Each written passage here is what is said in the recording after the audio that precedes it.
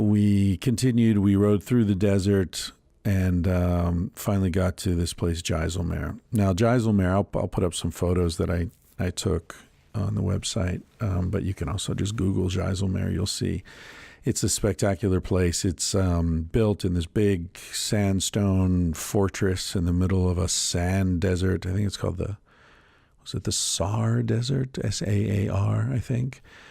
It's very dry out there. And so there's this big fortress, and it's like, it's the kind of thing you imagine when you read those 1001 Nights kind of books. It's that exotic desert India. I remember the men, it's the only place in India where the men were attractive. Other parts of India, I felt the men were kind of squirrely looking and, a little nervous dudes. But the men in Rajasthan, and particularly around Jaisalmer, were bigger. They were physically they had beautiful bodies. They had big mustaches. They all had a big mustache, and they wore orange turbans. And they were dignified looking. And I remember a lot of them were on horseback or on camels. They had those shoes where the toes curl back. And a lot of them had old bolt-action rifles, like that the British must have left there from, the 30s, the 20s and 30s. So there was this very militaristic kind of vibe, but also very beautiful. And so you're in this fortress, and there was, because Pakistan and India were in great conflict in those days. In fact, it was felt that if there were to be a nuclear war, that's probably where it would start. It was on the Indian-Pakistani border. India was supported by the Soviet Union. Pakistan was supported by the United States. I think I've probably mentioned before, India was a bizarre place then because of its alignment with the Soviet Union. There was very little capitalism there. There was, there's one kind of car. There were no Toyotas or Fords or, nothing. It was just the ambassador, one kind of car, the whole country. If you had a car, that's what you had. There was no Kentucky Fried Chicken and Burger King and McDonald's and all that bullshit. Nothing. So it was a very sort of uncommercial place. And I think Gorbachev came to visit on that trip when I was in India. So if I've got the dates wrong, you can Google Gorbachev's visit to India, and that'll tell you exactly when I was there. Anyway, so we get to Jaisalmer, and we got a room actually inside the fortress. And I believe our room was built into the wall of the fortress. It was a guest house, and we had a room that had no windows, and I think it was right on the inner edge of the wall, and I think it was built into the wall of the fortress, which is why it had no windows. So they had bang, as they had in Pushkar, which was this preparation of marijuana that they would put into lassies. So you drink a bang lassie and get a really nice buzz. And I remember one of the first nights, maybe the very first night that we were there, Sean and I went out. We found this cafe that did the bang lassies, and we drank a couple of them. And Sean had a Walkman. And I think I mentioned in an earlier episode that at the last minute, when I was sort of doing my final pre-departure review of my packing, I decided to save some space and wait by eliminating my Walkman and my cassette tapes. So I wasn't taking any music because I thought, I'll check out Indian music, I'll get to know Eastern music. That'll be better for me anyway. Well, that didn't work out real well. I still don't understand Indian music, and there's not a lot of it that I enjoy in its pure form. I can dig some sort of westernized fusion stuff, as you just heard, but actual Indian music in the 1980s, no, I wasn't hearing that. So I was desperate. I was so hard up for music, and Sean had a Walkman and 3 or 4 cassettes, and he was very generous and let me listen to it on bus rides and stuff. And I remember he had a Rolling Stones, like a best of Rolling Stones and a best of Talking Heads. And I listened to the two of those again and again and again and again and again. And he kept saying, like, you should check out Midnight Oil. I've got this Midnight Oil stuff that's really good. And it's like Midnight Oil. It's an Australian band. You know, they're kind of punk influenced and like, you know, well, I don't know. Punk doesn't really do much for me. And Australian band, yeah, okay, whatever. But, you know, let me just keep listening to the Stones and the Talking Heads. So I just kept putting it off. So that night we had these Bang Lassies. We go back to the room and Sean falls asleep and it's pitch black in there. Like, it could not have been darker. I think I had a candle going or something, but I decide, okay, this is the night I'll listen to Midnight Oil. Right? My mind is totally open. I'm going to check this stuff out and I'll give it my full attention. I'm stoned out of my mind, but I'm very perceptive and open. So I put in the Midnight Oil tape. I blew out the candle and I lay back in total darkness and I listened to this cassette. I listened to side A. I listened to side B. I was blown away. I was amazed at this music, and I could not understand why Sean hadn't explained to me how brilliant this music was, that it was so experimental, that they were recording some of the tracks at one time signature and other tracks at a different time signature, and they were overlaying them in ways that they meshed together, but that you could tell that this instrument was being played at this speed and that vocal was at that speed. And it was this incredible 5-dimensional production process, and so spacey and like wilder than Pink Floyd in some ways, just so fucking experimental and interesting. I listened to the whole thing and was just blown away by it and went to sleep. And in the morning we went off, we were getting breakfast, and I said, oh, by the way, I listened to that Midnight Oil. Holy shit, dude, why did you not tell me about this production thing and the different time signatures and some of it playing backwards and some forwards? And I'm expecting him to be like, yeah, you get it, cool. But he's looking at me like very confused. He says, what are you talking about? And he picks up the cassette and he looks at it. He says, dude, the batteries are dead. So I had just listened to this whole cassette with these like almost dead batteries. And instead of realizing the batteries are dead, I just thought it was really interesting music. Yeah, chalk it up to the bang. As it turns out, I like Midnight Oil a lot, even with fresh batteries, but it's nowhere near as experimental and interesting as with dead batteries. Yeah, I still when I hear some Midnight Oil songs, I can hear them at the half speed, and yeah, there are a few songs that I'll always hear that way. Anyway, so Sean and I decided to go on a camel safari, which is one of the things that they do there in Jaisalmer, because it's the end of the road. And as I said, there's just this desert and that militaristic vibe. You've got the castle, the fortress. You've got these dudes riding around on their camels with their weird shoes and their bolt action rifles and their turbans and their mustache. And then every 7 minutes, you've got a formation of Soviet-built MiG fighter jets patrolling this border, just flying back and forth all the time. They're all up there all the time always in threes. So it's like this medieval / extremely ultra-modern, high-tech militarism everywhere. It's very, very strange. So we decide we're going to go on this camel safari. I think it was like 4 days or something in the desert. And so we get these guys, these two dudes, and they take us back. They're camel guys. And camels are, I don't know if you spent any time with camels, but they're a very special kind of stupid animal. They are like, the guy explained he had to keep smacking it in the head so it didn't fall asleep and fall over. Like, that's the only way you keep it awake. Because they're ruminants, which I guess, most grazing animals are ruminants, meaning they've got several stomachs and they ferment the grass because you can't actually digest the grass directly. So they've got like fermentation vats. They've got several stomachs, and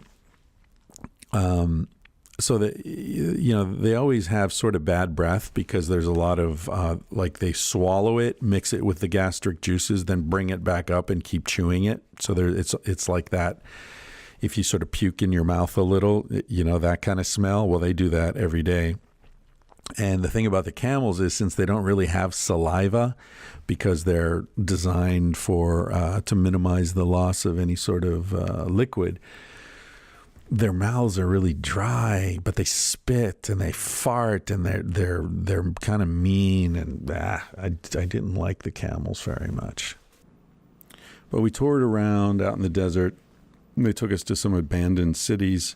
Actual city, medieval city, ancient city, but big complexes of buildings that had been abandoned hundreds of years ago when the water ran out. And that was pretty intense. Sort of like a Pompeii kind of vibe, just daily life was just abandoned. And just sleeping under the stars, amazing desert sky, shooting stars all the time, very clear.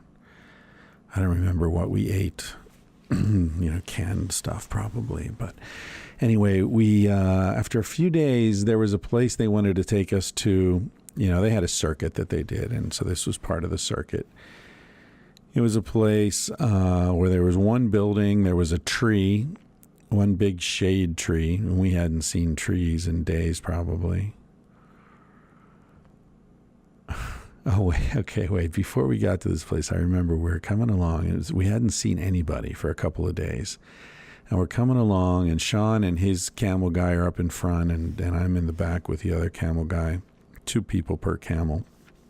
And there were a couple of goats, and there was this little Indian kid with the goats, and the kid just stopped and was looking at us like we had come from outer space. He was just like open-mouthed, amazed, look at these guys. And as Sean's camel came up even with the kid, and the kid staring up at him, Sean leans down and says, "Wop bop doo bop wop bing bam."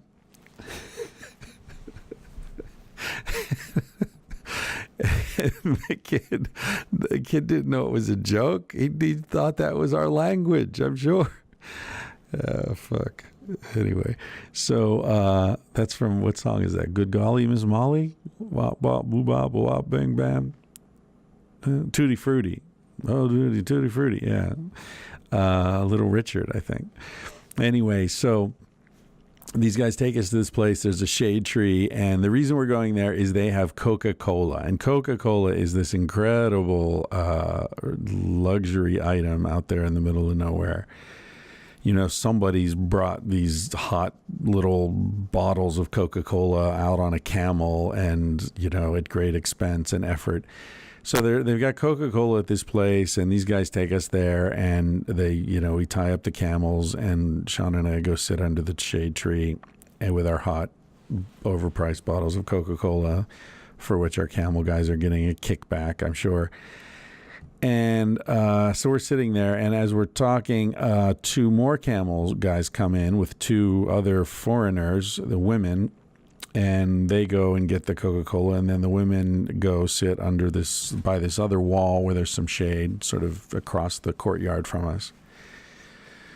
And they're talking, and they're having their Coca-Cola, and one of them, this blonde, keeps looking over at us and then talking to her friend, and then looking at us and talking to her friend, and looking at us and talking to her friend. And it's like, okay, so whatever, maybe she like knows me from Pushkar or something, I don't know.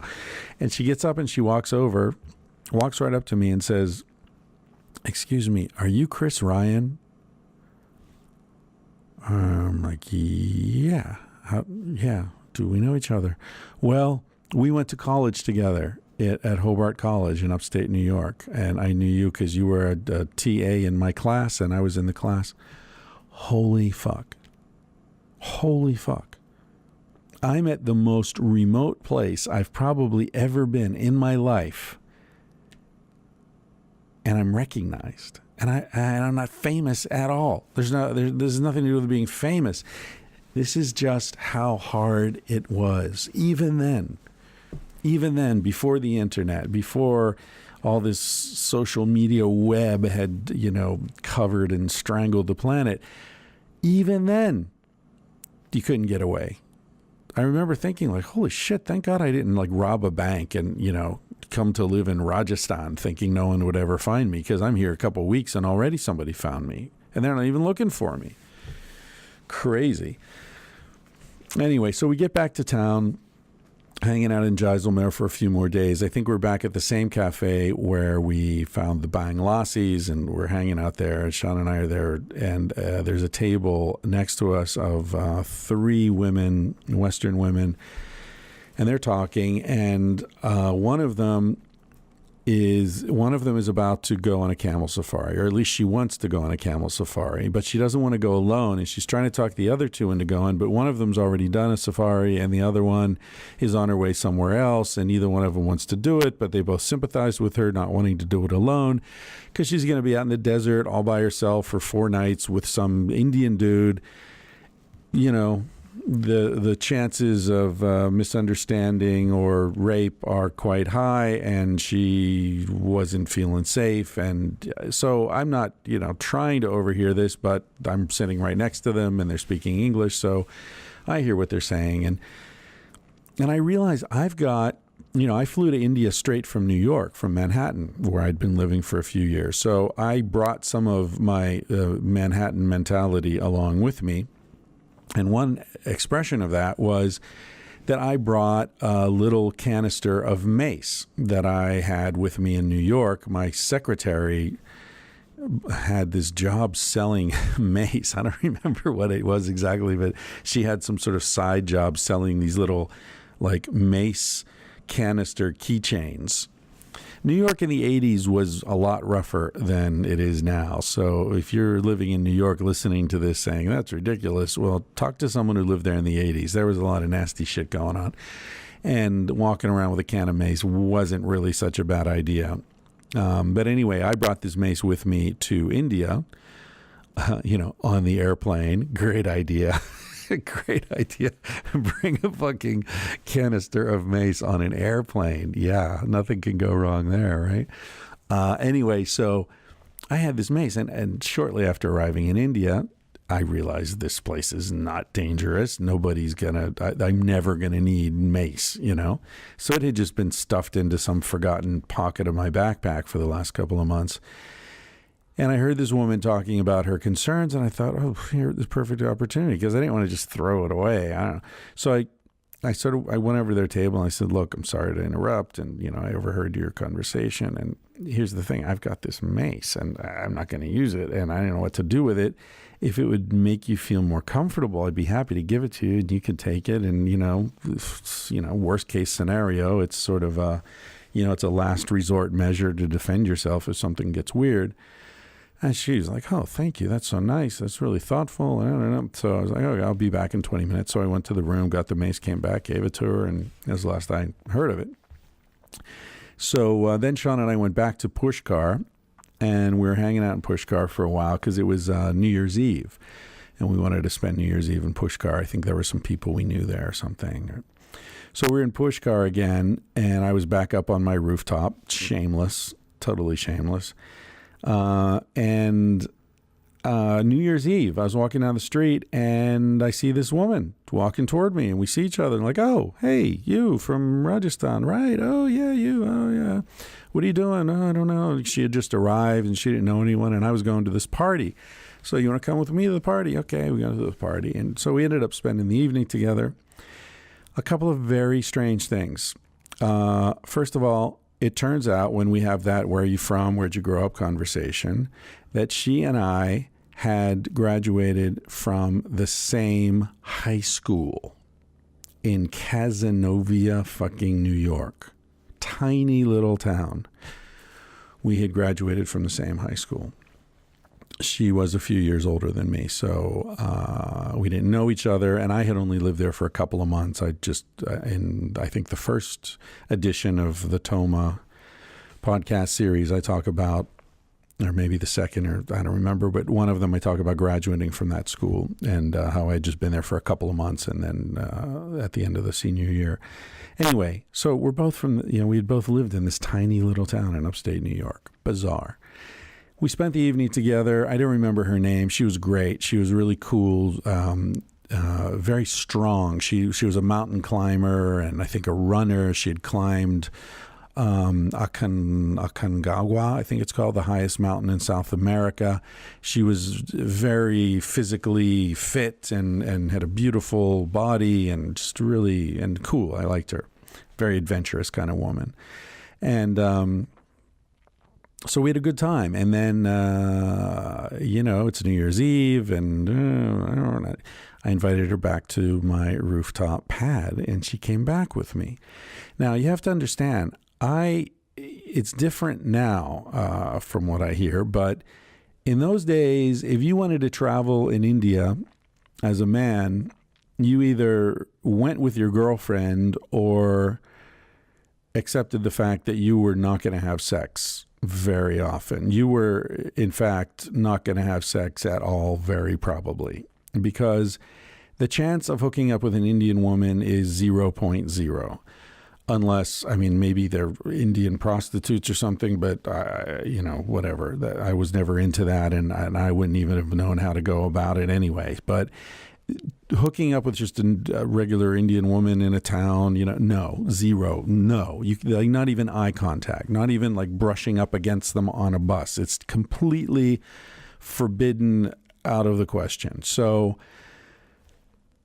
Western women who are traveling are almost always traveling with their boyfriend or with a woman friend with whom they have made a pact signed in blood that neither one of them is going to get involved with a guy and abandon the other one. So your chances of hooking up with a woman are, practically speaking, extremely low. So I probably hadn't had sex in a year, 9 months, a year, I don't know, a long time, which when you're 26, 27 years old, or 20, I guess I was 24, I don't know, whatever, mid-20s, that's a lot longer.